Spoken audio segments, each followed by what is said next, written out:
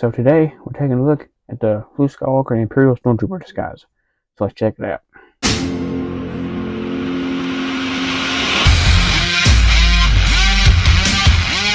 Okay, so we're doing kind of a flashback Friday today, and because I'm filming this on Friday, I might not get uploaded to Saturday depending on how long it takes to upload the video. But yeah, I decided to do this one because recently Hasbro has actually just announced that they're doing a 6-inch Black Series figure of this very figure right here. I'll show you some pictures of it. It comes in a 2-pack with a Princess Leia embossed disguise, which they done that figure quite a long time ago. I don't have it yet, but I'm probably gonna try to get this 2-pack, so I'll end up having it then. So it all works out. But I was really excited when they revealed this figure because this figure right here was one of my favorite figures growing up as a kid.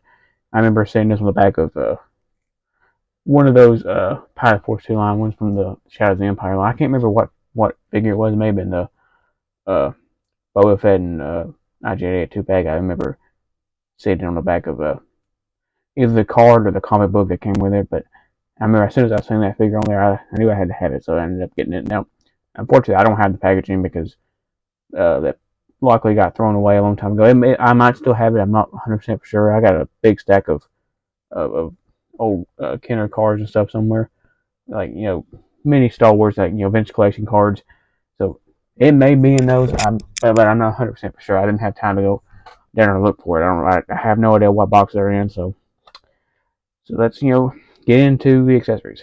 There is one accessory I am missing for this review. I have it, but I don't know exactly where it's at. It's his electro staff, which unfortunately mine actually broke in half from being played with a lot when I was a kid. So, and I have it, but I don't know exactly where it's at. So I will start with he comes with this cape accessory right here, as you can see, and as you can see, it's got the thing on the back that plugs into his back there, and you see it goes up into his back of his armor. There, it's got a peg on the back, so you can just plug it into the figure like so. It stays on there pretty good actually.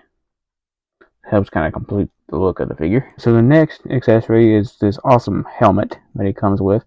It's got a black visor paint on there. It's all red mostly. It does have a silver stripe down in there, which mine's a little faded because it's been quite played with, but so there's not very much detail on the inside there.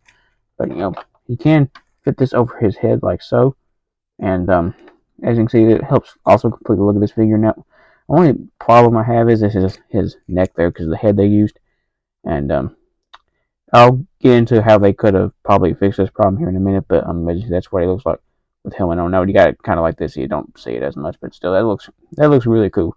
Okay, so for articulation, it's actually pretty simple. It has the basic 5 POA, which means point of articulation. It's got a swivel at the head, a swivel at the arm, and a swivel at each leg. So it's exactly 5-point articulation. Anything new from the original figures from the 70s and 80s. So let's start with the sculpt design and color of this figure, starting with his head.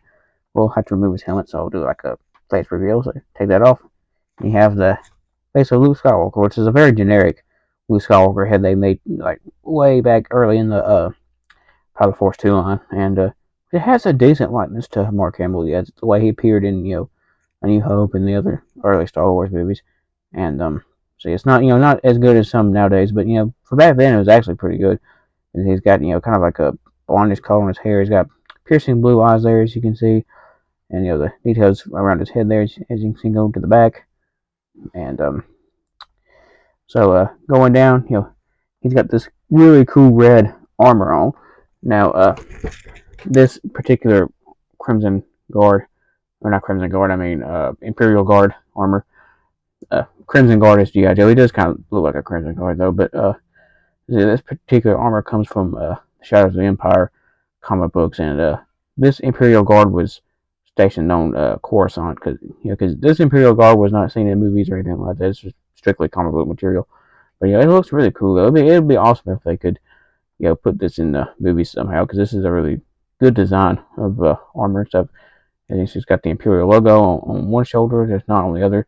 So he's got the red armor chest plate there with some gray accents and stuff. There looks like a thing around his shoulder there, which I'm not sure what that is. It's kind of like a decorative piece. Kind of looks like around like a sash, I guess you could say. See, it's got a mix of gray and red, which really complement each other. As you see, there's some silver on the belt there. Kind of got a wide stance with his legs there. The armor also continues on the back. This detail right here is part of the cape, which is removable. See, there's just nothing underneath there. But so put that back on. You see, there's where the cape plugs into it comes out. You can see it's got his pants have the red and gray uh, pattern on it as well. There, as you can see, his arms also have a gray undersuit with the armor on the outside of it there, and it's got some red things on his hands there. As you can see, gray gloves. He's got some red knee pads with the gray undersuit there. His boots are mostly red with a silver accent there on the trim right there, as you can see, and it's also got gray on that part of the boots, as you can see. And there's some peg holes. The silver really kind of gives a cool detail there with the boots. So for comparison time, here is this Shadow of the Empire Imperial Gaurd disguised Luke Skywalker compared to some other Power Force 2 Luke Skywalkers that I have. I have the first New Hope version, the Stormtrooper disguised version, and also the Return of the Jedi version there, as you can see, which three of these actually use all the same head there. The Stormtrooper one has actually a unique head. It's got the the black thing around his neck there, which I don't know why they didn't reuse that head for this figure. That head would have made a little more sense because that would kind of help hide his neck there, as you can see. So I'll show you what they both look like with their helmets on. Okay, so there they are both with their helmets on, and as you can see, depending on what angle you look at, the Imperial Guard one is the neck doesn't look as bad. Like I said, depending on what angle you look at, like if you do it this way, then you can really see the neck and stuff. But with this one, you really can't. You can see the black thing, the neck, which hides his neck, which like I said, they should have used this head on this figure. That would have looked better in my opinion. So what do I think of this figure overall? I really like this figure. It's one of my favorite figures from my childhood. Now, the only thing that really bothers me about this figure is the neck that's exposed right there. Like I said, they should reuse the Stormtrooper disguise head that they made. That had the black thing around the neck. That to me, that head would have made more sense for this figure than the standard head that they used. But other than that, that's the only thing I can really complain about this figure. And I'll be very excited when they finally release that 2-pack because I am really anxious to review that figure. So when I do review that figure, you'll probably see this one again for a comparison. So we'll see more Star Wars reviews. Give me a thumbs up. Help me out a lot, and don't forget to hit the subscribe button. Till next time.